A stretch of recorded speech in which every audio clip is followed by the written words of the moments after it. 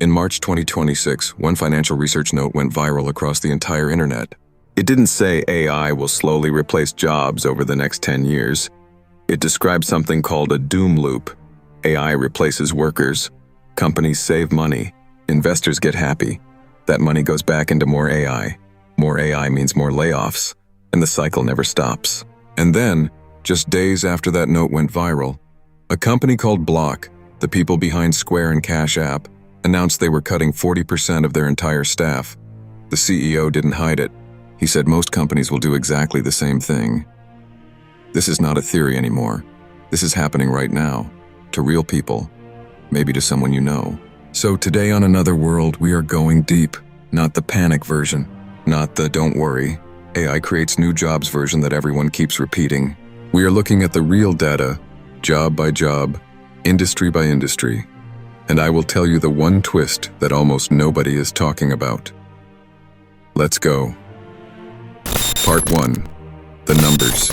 Let's start with the biggest number on the table. Goldman Sachs, one of the most powerful financial institutions in the world, estimates that AI is cutting around 16,000 jobs in the United States every single month. Not every year, every month. And it is not hitting everyone equally. The people feeling it hardest right now are Gen Z, young people who are supposed to be just starting their careers. Why them? Because the jobs AI is best at replacing are exactly the jobs companies use to give to beginners. Writing first drafts, basic coding, scheduling, data entry, simple customer support. AI can do all of that now, faster and cheaper. The first rung of the career ladder is the rung AI reaches first. And in the tech industry specifically, it got very serious very fast. Oracle alone cut around 12,000 jobs, and a huge number of those were Indian tech workers on H-1B visas. These are people who suddenly had 60 days to either find a new job sponsor or leave the country. A corporate decision turned into an immigration emergency for thousands of families overnight.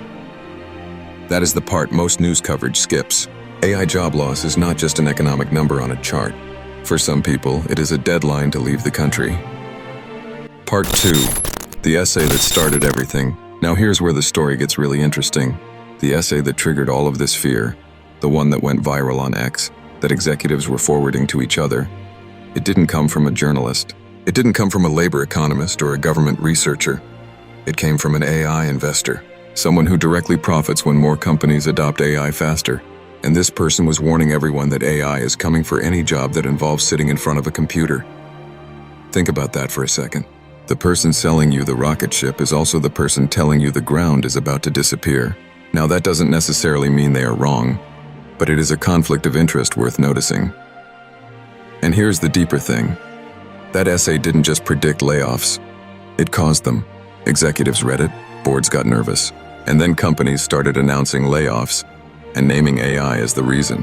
Whether AI was actually doing the work yet, or whether the essay just gave companies a perfect excuse to cut costs they already wanted to cut. This is what I want you to understand.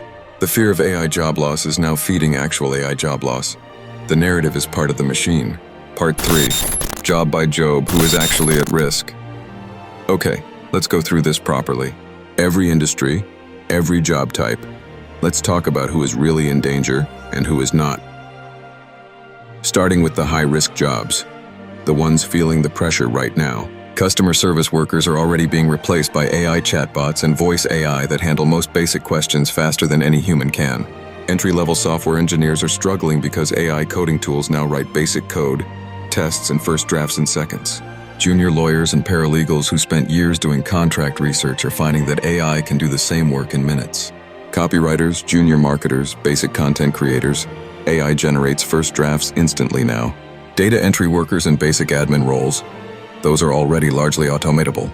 And translators doing standard commercial work. AI translation has become good enough that many companies no longer need to hire for that. Now the middle ground. Jobs that are changing but not disappearing. Graphic designers are still needed.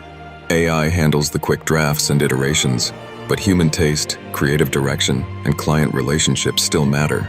Accountants and bookkeepers still have a role because judgment, compliance, and financial advice need a human responsible for them. Teachers are safe for now. AI can assist with lesson planning and grading, But it has not replaced what happens between a teacher and a student in a real classroom. Doctors and nurses, AI helps with diagnosis and analysis, but the liability, the trust, the hands-on care, that still needs humans. Now the low-risk jobs, the ones actually growing. Electricians, plumbers, HVAC technicians, skilled trades. Robots still cannot navigate the real, unpredictable physical world cheaply enough to replace these workers. Senior engineers who build and maintain AI systems. Someone has to fix what the AI breaks. And right now there is huge demand for those people. Therapists, caregivers, hospice workers. The more AI takes over, the more valuable human connection becomes. And skilled negotiators, relationship-driven salespeople, trust is becoming a scarcer resource than information. And here is something that got very little coverage. In 2026, Amazon had to hold an emergency engineering meeting because a series of major outages were traced back to over-reliance on AI coding tools. Their own internal memo described incidents with a high blast radius. Translation: they cut too many human engineers, leaned too hard on AI, and it broke things in production. Some of those replaced coding jobs are quietly coming back. Part 4. The twist. Nobody talks about. Here's the part that breaks the simple doom story completely. Research is now showing that in the sectors most exposed to AI, the ones where the tools have gone deepest, wages have actually risen faster since AI went mainstream. Not fallen. Risen. Labor economists who have studied this say the real-world impact on the overall job market is much smaller than the headlines suggest, and that this surprises people. But it shouldn't. We have seen automation panics before. Every major technological shift in history came with predictions of mass unemployment, and every time the pattern was never a clean replacement, it was a redistribution. Here is what AI is actually doing, based on real research into how people use these tools. It is not replacing entire jobs. It is automating specific tasks inside jobs. The job survives. The skill requirement shifts. A marketer does not get replaced by AI. A marketer who uses AI replaces a marketer who doesn't. The job exists. The floor just moved higher. That does not mean the pain is fake. Real people are losing real jobs right now. But 16,000 jobs cut per month and no full economic collapse happening yet. Both of those things can be true at the same time. This is a slow sorting event. Hardest at the bottom. Not yet the robot uprising the headlines keep promising. Part 5. Robots in the real world. We have been talking about AI taking desk jobs. But what about robots in the physical world? Warehouses are already deep into automation. Robotic picking, sorting, packaging. Self-driving forklifts and delivery vehicles are scaling in controlled environments. Flat floors, predictable layouts, no surprises. That last part is the key. Robots are very good at structured environments and still very bad at unstructured ones. A cluttered kitchen, an old house with unusual plumbing, a construction site where anything can happen. These environments are still too messy, too unpredictable, and too legally risky to automate cheaply. That is why your local electrician's job is safer than a junior programmer's job right now. The real world is complicated.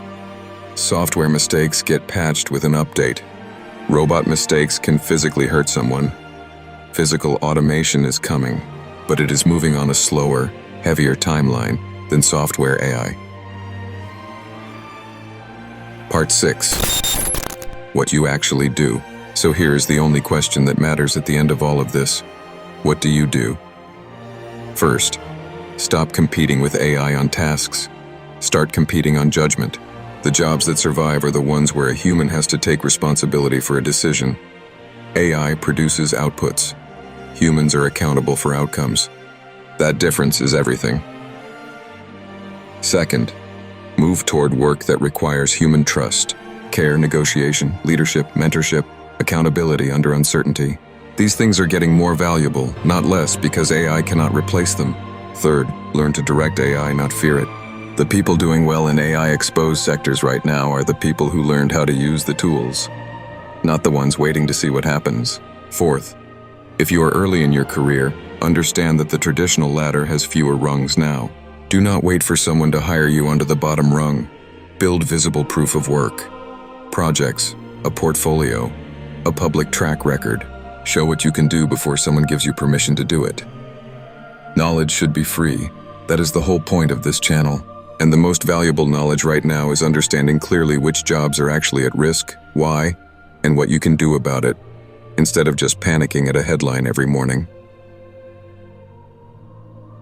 AI is not one force coming for jobs in general.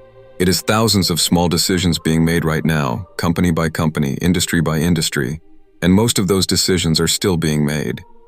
This story is not finished. What you do with that information is up to you. If this video gave you a clearer picture of the world, subscribe to Another World. Every week, we break down the hidden patterns behind the biggest things happening around us. Because in this world, knowledge is free. See you in the next one.